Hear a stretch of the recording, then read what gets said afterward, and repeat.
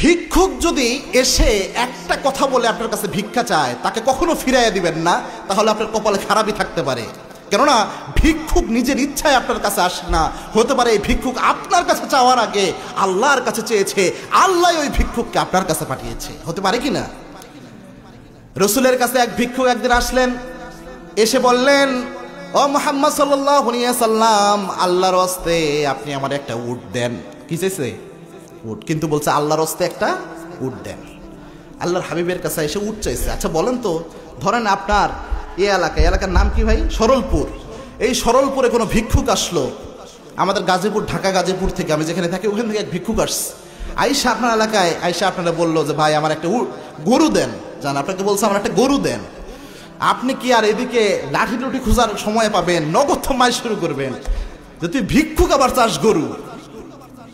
রসুলের কাছে আসলেন, এসে বলছেন আল্লাহর রাস্তে আপনি আমার একটা উট দেন। আল্লাহর হাবিব তো রহমতের নবী ছিলেন, কখনো আল্লাহর হাবিব কাউকে খালি হাতে ফেরত দিতেন না।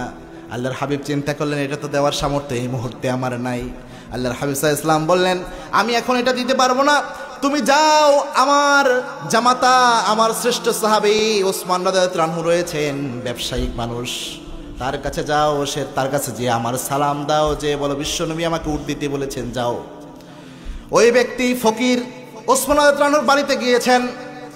বাড়িতে যেয়ে দেখেন ওসমান রাদিয়াল্লাহু আনহুর সামনে বস্তা থেকে বাতাস তুলা উড়ায় নিয়ে যায়। ওসমান রাদিয়াল্লাহু আনহু ওই তুলা বাতাস থেকে ধরে বস্তায় রাখে। ওই ভিক্ষুক দিছে দৌড়, এই কিপটা আমার দিবে উঠ, বাতাস তুলা উড়ায় নিয়ে যায়, এটা সহ্য করে না, ভয় পেয়ে গেছে। আবার রসুলের দরবারে যে হাজির, ইয়া রাসূলুল্লাহ আমি জীবনে আমার কৃপণ দেখছি, ইয়া রাসূলুল্লাহ এমন কৃপণ আমি জীবনে দেখি না, দুই একটা তুলা উড়ে যায়, এটা সহ্য করে ওটা ধৈর্য আবার বস্তায় রাখে।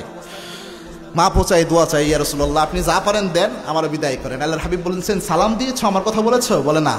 বলছে যাও সালাম দাও, আমার কথা বলো, উট চা উট পেয়ে যাবা। ওই ভিক্ষুক আবার গিয়েছেন, যে দেখেন পিঁপড়া চাউলের বস্তা থেকে চাউল নিয়ে যায়, পিঁপড়ার মুখ থেকে চাউল নিয়ে ওসমান আবার বস্তায় রাখে। ভিক্ষুক এবার আরো জোরে দৌড় দিছে।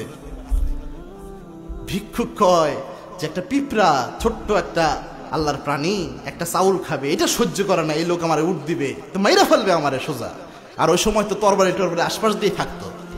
ভিক্ষুক আবার রসুলের দরবারে যে হাজির, যে বলছি ইয়া রাসূলুল্লাহ মাফ চাই, দোয়াও চাই, ইয়া রাসূলুল্লাহ আপনি আমার যা পারেন দেন, উনার কাছে আমার পাঠায়েন না।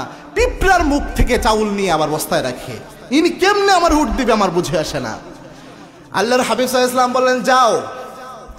এবার ভিক্ষুক গিয়েছেন,